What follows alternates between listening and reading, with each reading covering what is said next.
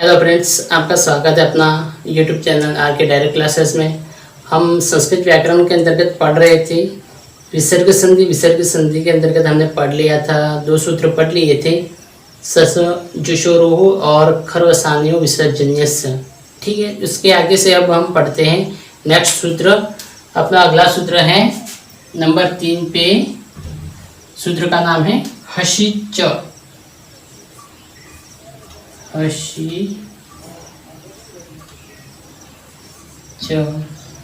संधि का नाम हो जाएगा उत्व संधि।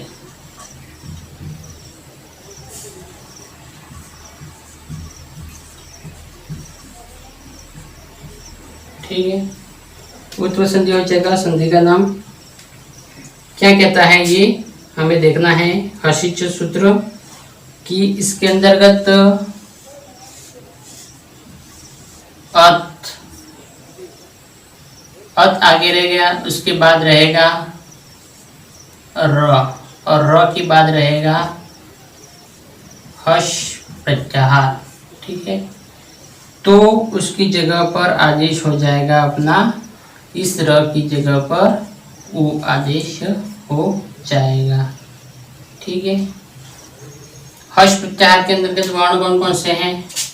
वर्ग का तीसरा, चौथा, पांचवा और ह, य, व, र और ल, ये वर्ण हश प्रत्याहार के अंतर्गत आएंगे। ठीक है, हशिच सूत्र क्या कहता है? जो विसर्ग है, विसर्ग का स होगा, स के बाद जो र हुआ है, उस र के बाद अगर हश प्रत्याहार आ रहा है और आगे अत है तो उस र का क्या हो जाएगा? उ हो जाएगा। ठीक है,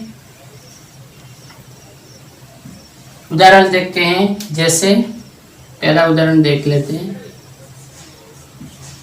नमस् धन नमः, नमस्धन नमः। ठीक है, यहाँ पर इस सूत्र के अनुसार जो नियम मिल रहा है कि नहीं मिल रहा है वो देखते हैं कि र होगा। ठीक है, इस स का पहले तो क्या करेंगे हम? स का र करेंगे, नमर्धन नमः। ठीक है, अब इस र से पहले अत मतलब म में अ है और उसके बाद र के बाद हश प्रत्याहार होना चाहिए, मतलब वर्ग का तीसरा, चौथा, पांचवा या ह या व र ल में से कोई भी वर्ण होगा तो यहाँ पर वर्ग का पांचवा अक्षर आ रहा है न, तो अपना नियम वो लग रहा है हशिच। तो इस र का क्या हो जाएगा? उ हो जाएगा। क्या होगा? उ होगा। ठीक है, इधर क्या शेष रह रहा है? न म। इधर क्या शेष रह रहा है? नमः। ठीक है, उ का फिर यहाँ पर क्या होगा? गुण संधि हो जाएगी, तो उ का क्या बन जाएगा? ओ बन जाएगा। उ का ओ बन जाएगा और रूप हमारा क्या बनेगा आगे जाके? नमो नमः। ये अपना रूप बनता है। ठीक है, नेक्स्ट देखते हैं दूसरा।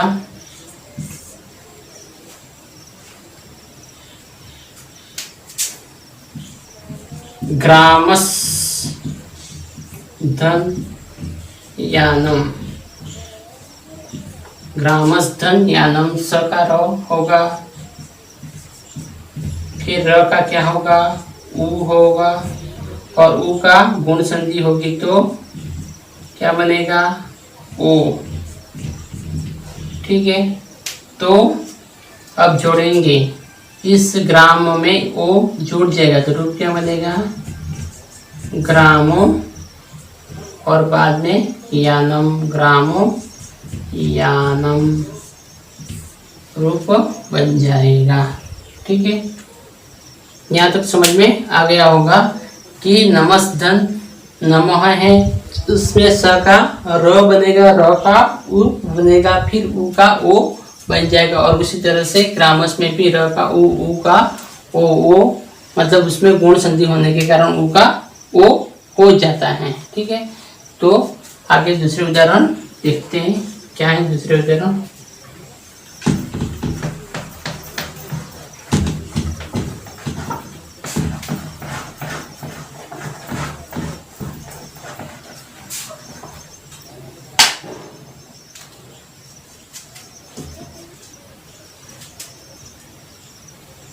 तीसरा उदाहरण,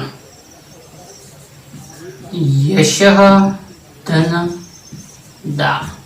यशः धन दा ये अपना उदाहरण है। इस विसर्ग का क्या होगा? विसर्ग का स होगा, स का र होगा, र के बाद उ होगा, उ के बाद गुण संधि होने पर इसका क्या बन जाएगा? ओ बन जाएगा। और ये ओ इस यश में क्या होगा? जुड़ जाएगा और बाद में ये दा है ही सही, तो क्या बनेगा? यशो दा। विसर्ग का स के बाद उस स का र का उ होगा, उ का यहाँ पर संधि हो जाएगी, कौन सी? गुण संधि, ओ हो जाएगा, वो बन जाएगा यशोदा। ठीक है, नेक्स्ट उदाहरण देखते हैं। शिवः धन वन्द्यः। शिवः धन वन्द्यः। ठीक है, तो इस विसर्ग का स का र का उ और उ का ओ, फिर रूप बनेगा अपना शिवो वन्द्यः।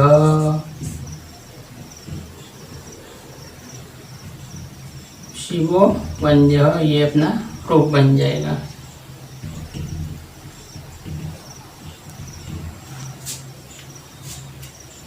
तो हशिच सूत्र कहता है, उत्तम संधि है कि रस से पहले अ है और बाद में हश प्रत्यार है, तो र का ओ होगा। इस तरह से अपना ये हशी जो हशिच सूत्र उससे उत्तम संधि हो रही है वो इस तरह से होगी। हमने देख लिया कि स का र होगा, र का ओ होगा, ओ का ओ हो जाएगा। इस तरह से ये हशिच सूत्र समाप्त होता है। ठीक है, तो अभी हमने हशिच सूत्र पढ़ा था, उसके बाद नेक्स्ट सूत्र है अपने अतोरोर तात तुते।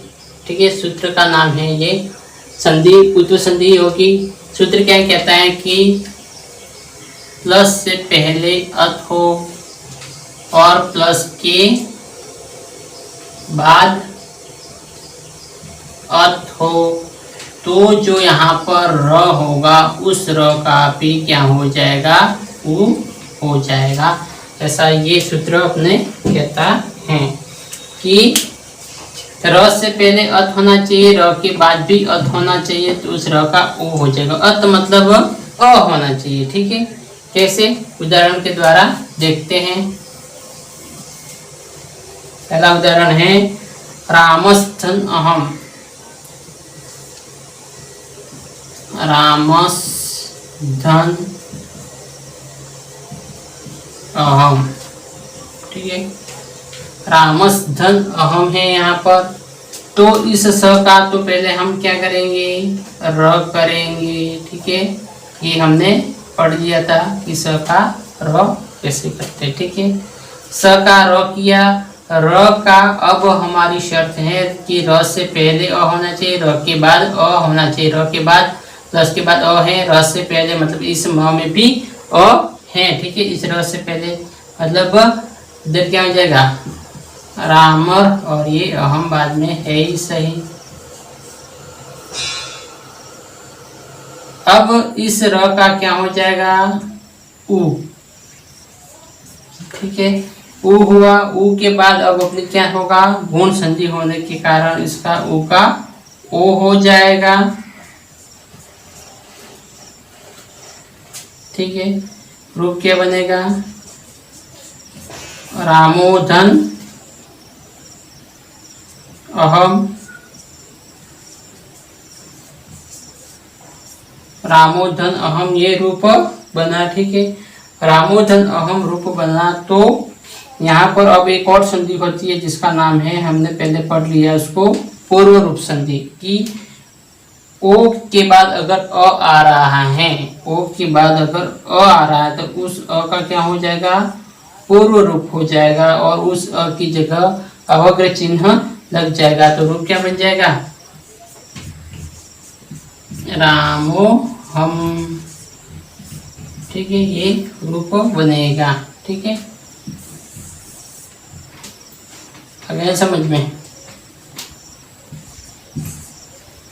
रामस धन अहम था, स का र किया, र का उ हो गया, उ का ओ होगा, गुण संधि होने के कारण गुण संधि हो जाने के रूप बाद अपना रूप बनता था रामो अहम। और उस ओ के बाद अगर ये अ आ रहा है तो वहां पर पूर्व रूप संधि होती है, तो पूर्व रूप होने से उस अ का अवग्र चिन्ह लग जाएगा ये वाला, और रूप बन जाएगा रामो अहम। ठीक है, नेक्स्ट उदाहरण देखते हैं।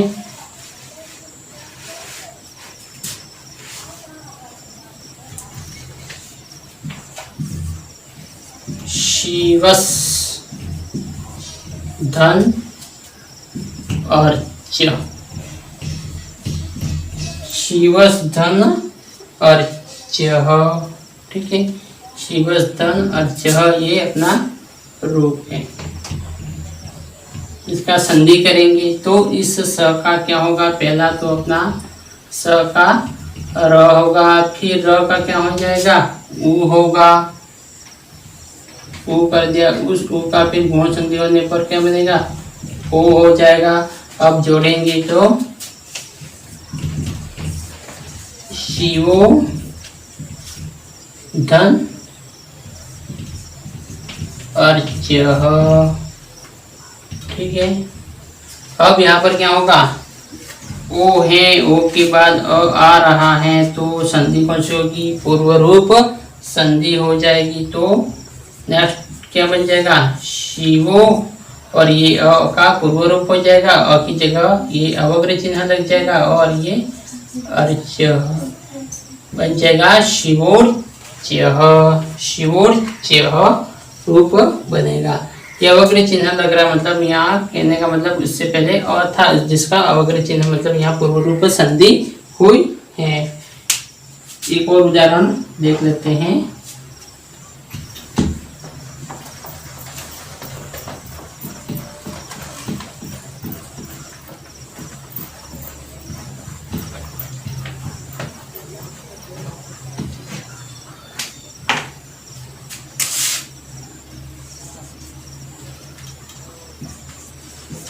कह धन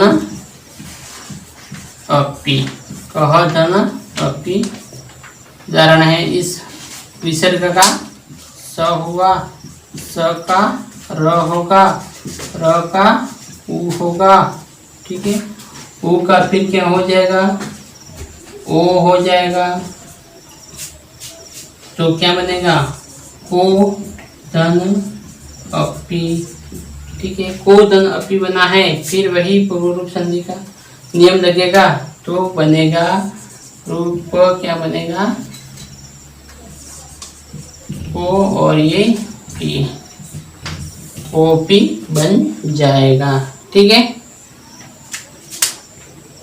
तो अत रो तेज उत संधि थी, अत के बाद र है, र के बाद अत है, तो र का ओ होगा। और नेक्स्ट आगे तो जो गुण संधि हो रही है वो भी करेंगे, पूर्व रूप संधि हो रही है वो भी करेंगे, लेकिन यहाँ तक र का ओ होगा जब र से पहले अ आ रहा है और र के बाद अ आ रहा है, दोनों जगह पर र आ रहा है, तो र से पहले अ और बाद में अ, मतलब र से आगे भी अ है, र के बाद भी अ है, तो उस र का भी क्या हो जाएगा, उ हो जाएगा। र कैसा होगा, विसर्ग वाला र होगा, मतलब विसर्ग होगा, विसर्ग का स का र हो जाएगा। ठीक है, इस तरह से ये उत्व संधि का ये एक और उदाहरण हमने देखा। नेक्स्ट उदाहरण देखते हैं अब अपने। नेक्स्ट उदाहरण है अपना रोरी। ठीक है, और इसके साथ एक और उदाहरण हम भी पढ़ रहे हैं, साथ साथ में दोनों उदाहरण साथ में ही देखेंगे। रोरी के बाद ढ लोपे पूर्वस्य दीर्घोण।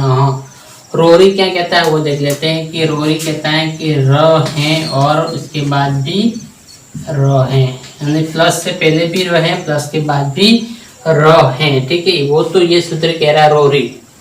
ठीक है, और इसके साथ एक और सूत्र आ रहा है ढ लोपे पूर्वस्य दीर्घोण। अगर ढ और र का लोप हो रहा है तो उसकी जो पूर्व है उसका क्या हो जाता है, दीर्घ हो जाता है।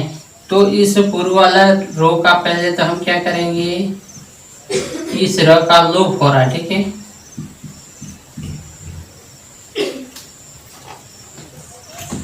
दो र हैं, उसमें से एक र का क्या हो गया, लोप हो गया। ठीक है, इस र का हमने क्या कर दिया, लोप कर दिया। तो इस र का लोप होने पर उससे पूर्व यहाँ पर जो वर्ण है, मतलब अ, ई और उ, ये तीनों वर्ण हैं, तो उन तीनों का ये सूत्र कहता है क्या हो जाएगा, उन तीनों के दीर्घ हो जाएंगे, इन तीनों के क्या हो जाएंगे, दीर्घ हो जाएंगे। ठीक है, इन तीनों की दीर्घ मतलब उनका दीर्घ वर्ण हो जाएगा।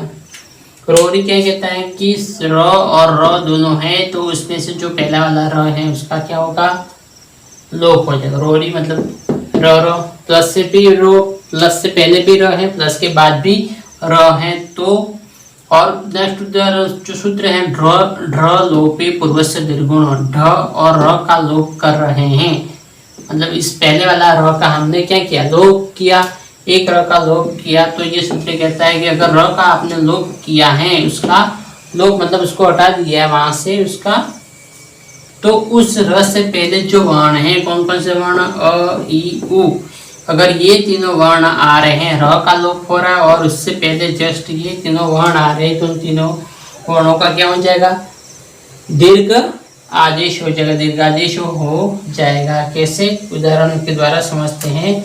जैसे पहला उदाहरण है पुनर्धन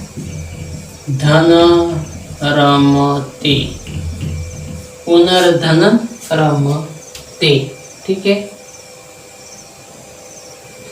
पुनर्धन रमते ये अपना रूप है। अब इसका क्या करेंगे, संधि करेंगे। तो प्लस से पहले क्या है, र, और प्लस के बाद भी क्या है, र है।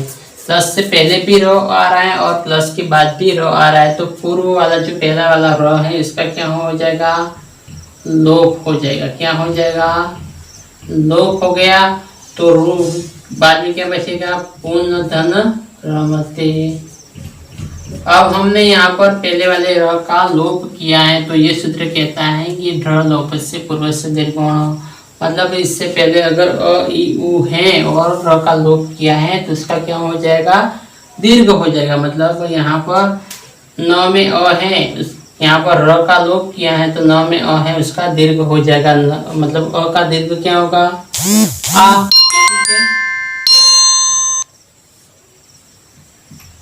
तो बनेगा पुनः रमते, ये अपना रूप बन जाएगा कि र का लोप होने के कारण उससे पहले वाला जो यहाँ पर अ छिपा है उसका क्या हो जाएगा, दीर्घ हो जाएगा। जैसे मनस धन रथ,